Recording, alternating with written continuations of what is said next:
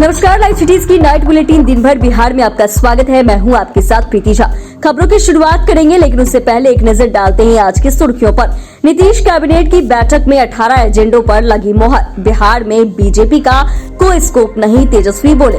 RJD से रिश्तों में खटास पर जदयू ने दी सफाई। ना तो नीतीश पीएम बनेंगे और ना ही तेजस्वी सीएम बनेंगे, बोली बीजेपी। चिराग बोले, हाजीपुर सीट से एलजेपी आर ही लड़ेगी चुनाव। नीतीश की राजनीतिक पारी का ये अंतिम दौरा, प्रशांत किशोर का तंज। बीपीएससी 68वीं का रिजल्ट जारी। बिहार में कड़ाके की ठंड, 1 से 8वीं तक के स्कूल 20 जनवरी तक बंद। औरंगाबाद में 3 लोगों की पीट कर हत्या। कैमूर में स्कूल प्रिंसिपल की हत्या। और अब खबरें विस्तार से। पटना में नीतीश कैबिनेट की बैठक हुई। नीतीश सरकार ने 18 एजेंडों पर मोहर लगा दी है। बता दें कि आज शाम 4 बजे से ये बैठक सीएम नीतीश कुमार की अध्यक्षता में आयोजित की गई। नीतीश कुमार की कैबिनेट ने गरीबों से जुड़ा एक अहम फैसला लिया। नीतीश सरकार ने जातीय गणना में जिन 94 लाख गरीब परिवारों को चिन्हित किया गया था, उनको 2-2 लाख रुपए की राशि देने पर सहमति बनी है। नीतीश सरकार का यह फैसला गेम चेंजर साबित होगा। खास बात यह है कि इस राशि को किस्तों में दिया जाएगा। इसके लिए ऑनलाइन आवेदन लिया जाएगा। डिप्टी सीएम तेजस्वी यादव ने एक बार फिर बीजेपी पर निशाना साधा है। उन्होंने साफ साफ कहा कि बिहार में बीजेपी का कोई स्कोप ही नहीं है, कोई इफ एंड बट का सवाल ही नहीं है। बिहार में महागठबंधन एकजुट है और पूरी मजबूती से काम कर रही है। क्रिकेट की तरह राजनीतिक पिच पर भी छक्का लगाने के सवाल पर डिप्टी सीएम ने कहा कि हम टीम पर विश्वास करते हैं, जनता मालिक है, जनता की उम्मीद पर हम लोग खरे उतरने का काम कर रहे हैं। सीएम नीतीश से दूरी की अटकलों पर तेजस्वी यादव ने कहा कि ये सब बेकार की बातें हैं। वहीं उन्होंने कहा कि बिहार में आईपीएल और इंटरनेशनल मैच भी होगा। बिहार की सियासत में पिछले 1 महीने से जदयू और आरजेडी के रिश्तों के बीच खटास की खबरें लगातार सामने आ रही है। इस पर जदयू की तरफ से सफाई आई है। जदयू ने कहा कि हमारे दल में कोई नाराज नहीं है और ना ही किसी बात की तकलीफ है। मंत्री विजय चौधरी ने दावा किया कि इंडी गठबंधन में किसी तरह की कोई नाराजगी नहीं है। चीजें जल्दी तय हो, ये अच्छी बात होती है।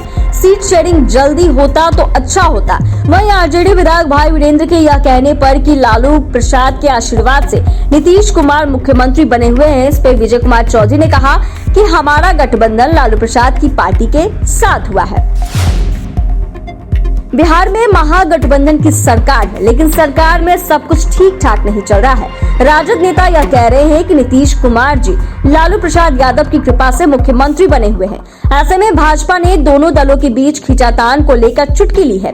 विजय सिन्हा ने कहा कि राजद वाले खुद कृपा के पात्र हैं।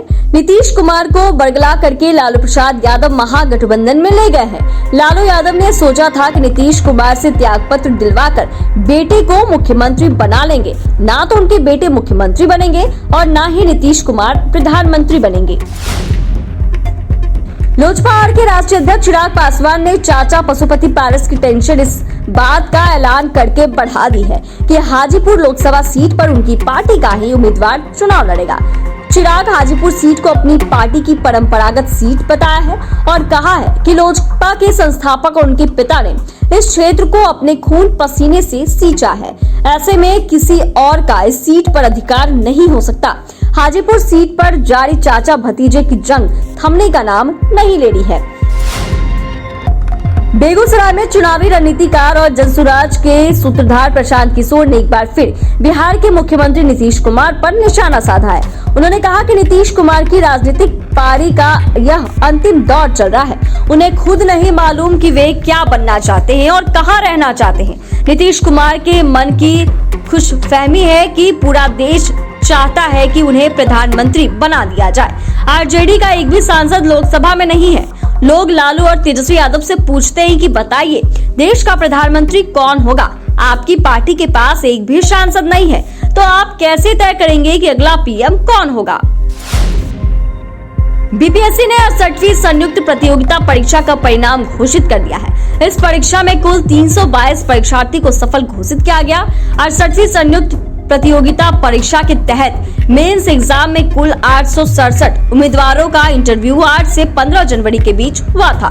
इस इंटरव्यू में कुल 817 उम्मीदवार शामिल हुए थे, जबकि 50 लोगों ने इस इंटरव्यू से खुद को दूर किया था। इस रिजल्ट में एक बार फिर लड़कियों ने बाजी मार ली है। टॉप 10 में 6 लड़कियां शामिल हैं।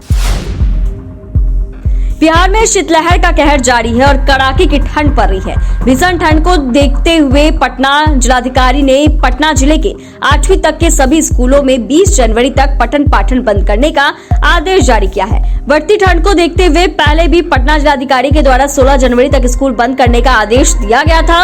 उसी कड़ी में अब इस आदेश को 20 जनवरी तक बढ़ा दिया गया है, जबकि कक्षा 9वीं से ऊपर की कक्षाएं एवं शैक्षणिक गतिविधियां पहले के आदेश के अनुरूप ही सुबह 9 बजे से दोपहर 3:30 बजे तक खुले रहेंगे।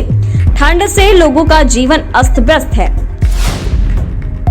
औरंगाबाद में 3 लोगों की हत्या कर दी गई है, जहां 3 लोगों पर लात घुसे और लाठी डंडे बरसा रही है, जबकि 2 की हालत गंभीर है। ये सब पार्किंग विवाद को लेकर हुआ। कार सवार युवकों ने विवाद के बाद एक दुकानदार पर गोली चला दी, जो दुकान में बैठे शख्स को जा लगी, जिससे उसकी मौत हो गई। मौत के बाद भीड़ उग्र हो गई और पांचों झारखंड के पलामू जिले के हैदरनगर के रहने वाले थे।